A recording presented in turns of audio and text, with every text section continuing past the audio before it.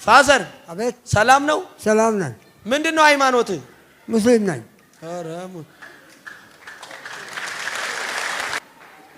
ሙስሊም ነህ? እንዴት መጣ ወደዚህ? ልጄ አሞ ነበረች። የት ነው የታመመችው? ያመመችው እዛ ደቡብ ምን ደቡብ ነው። ልጅ ሄዶ ነበረች ደቡብ አፍሪካ ሄዶ ነበር። ደቡብ አፍሪካ ነው ያለችው ልጅ? አለች ደቡብ አፍሪካ ነው ያለችው ልጅ?